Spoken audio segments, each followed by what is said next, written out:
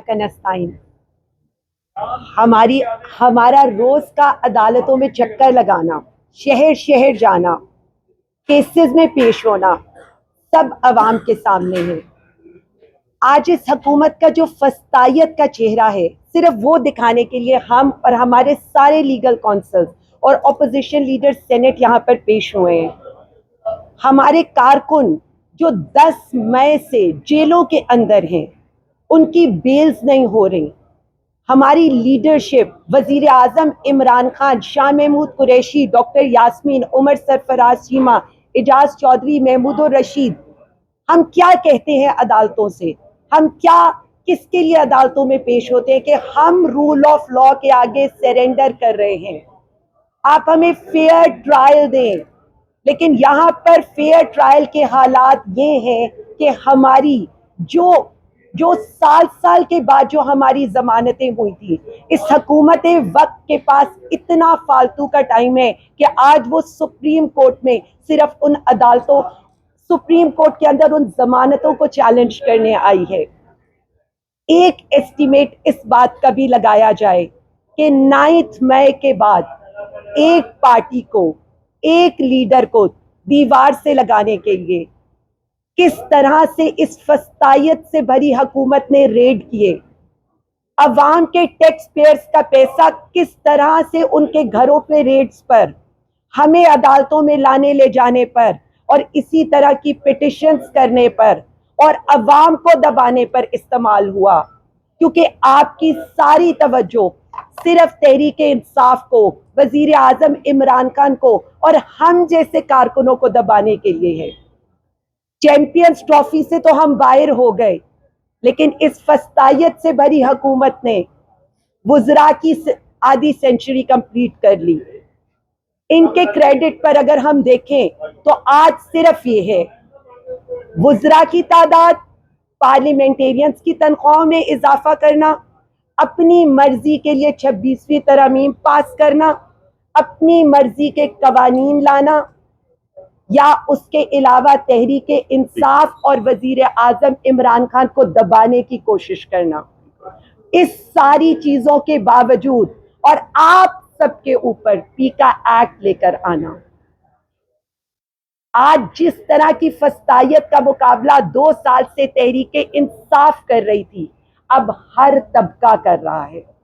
और हम सिर्फ इतना कहना चाहते हैं कि हम तो सह रहे हैं, हंस के सह रहे हैं, मुस्कुरा के सह रहे हैं, इनकी तरह रोना पिटना डाल के नहीं कर रहे।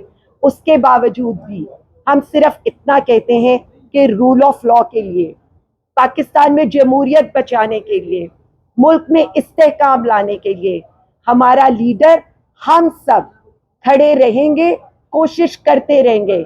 आप FIRs करें, आप जेलों में डालें, या आप हमें अदालतें अदालतें फिराएं, हम इस चीज से पीछे नहीं हटेंगे।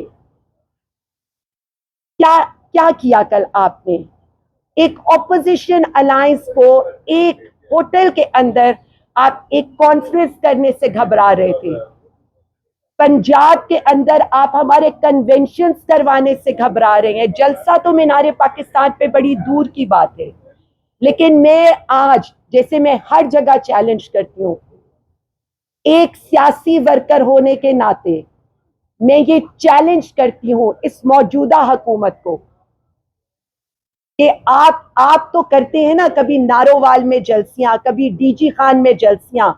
आप एक सियासी वर्कर, मुझे किसी भी एक को सिर्फ मीनारे पाकिस्तान पर एक जलसा करने की इजाजत दे दें, रास्ते खोल दें, अवाम पे रेड ना करें, तो हम आपको बताएंगे कि मीनारे पाकिस्तान क्या 10 ऐसी जगह हम आपको भर के दिखाएंगे, क्योंकि अवाम सिर्फ एक लीडर के साथ खड़ी है, जिसका नाम है वजीर आजम इमरान खान।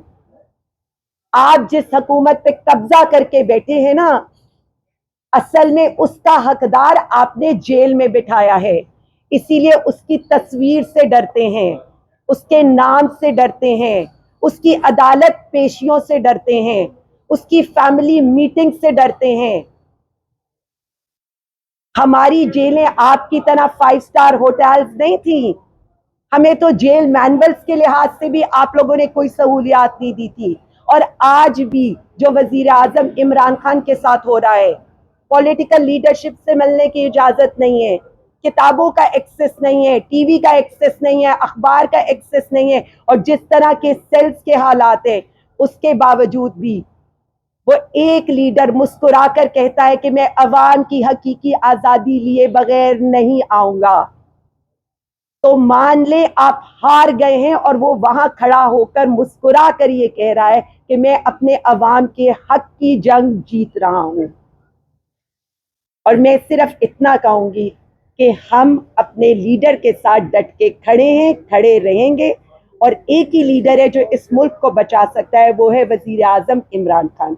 पाकिस्तान जिंदाबाद, इमरान खान जिंदाबाद। Good, thank you ji.